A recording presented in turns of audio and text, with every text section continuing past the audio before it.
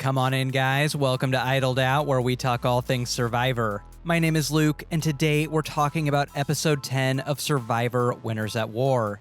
But before we dig into the meat of the latest episode of Survivor, I'd like to thank a new sponsor of the show, Fiji Airways. Thank you, Fiji Airways. Thank you, Jeff.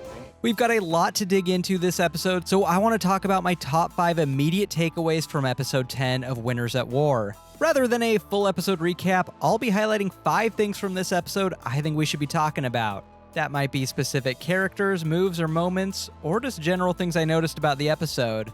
So, spoiler warning. My 5th takeaway is that Yul was right. Justice for Yul. With the apparent dissolution of the Lions, the Poker Alliance is the biggest alliance left in the game. And I'm guessing that is more a function of these people being pariahs in the game due to Yul's clever early game scapegoating, rather than any actual pre-game alliance. But still, Yul manifested this alliance almost out of thin air on day 1, and halfway through the game, after he's been eliminated, it's come to fruition. Now that is puppet mastery. My 4th takeaway from this episode is that inviting all of the survivors' children out for the loved one's visit is a massive disadvantage for the unwed and childless survivors, particularly Michelle. If we time travel back to season 31 in Second Chances, the jury was heavily in Jeremy's favor, not only because of his great game, but also because of his role at home as a father and a husband.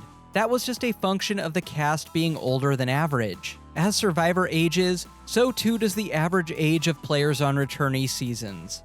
And jurors with families are going to naturally want to see the money go to people who also have families. Not always, but quite often. So everyone getting their husband, wife, 2.5 kids, and white picket fence flown out for the family visit, and Michelle getting her sister, is just a major disadvantage for her in a game based on human psychology. So hear me out, future single survivors coming back for the next All-Star season, whenever that may be. I highly suggest getting hitched and working on making a baby pronto the second you get the call to return. Could be the difference between winning and losing. My 3rd takeaway is that I do love the family visit, but it came at the most inopportune time possible. First, the positive. In my opinion, the family visit is a great Survivor institution and allows us to see the real human people behind the TV personalities. And letting everyone see their family members was the right thing to do. It was very fitting for a season of this magnitude as a thank you to the players for giving us 20 great years of Survivor.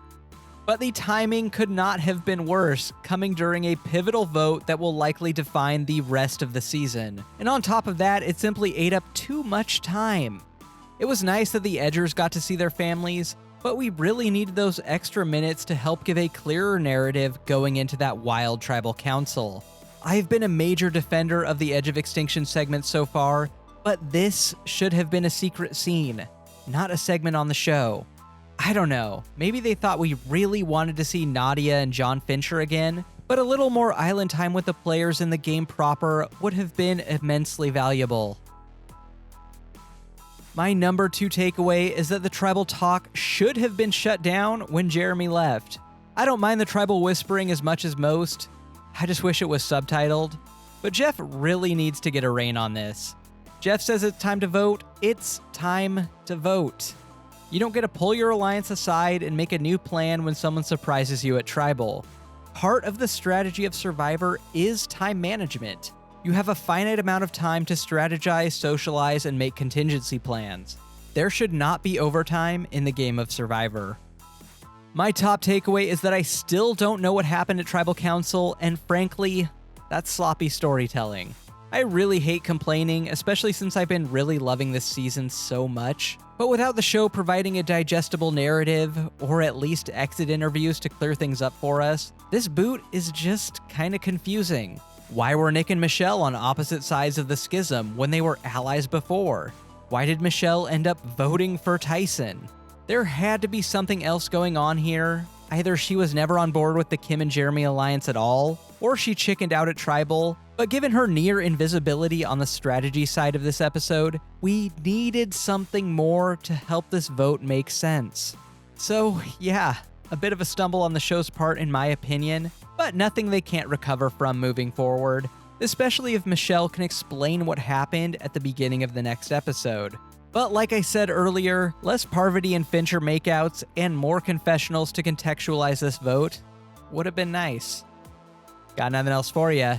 Please consider bequeathing your fire tokens to the like and subscribe button, and I'll get you more Survivor content just like this. Until next time, don't get idled out.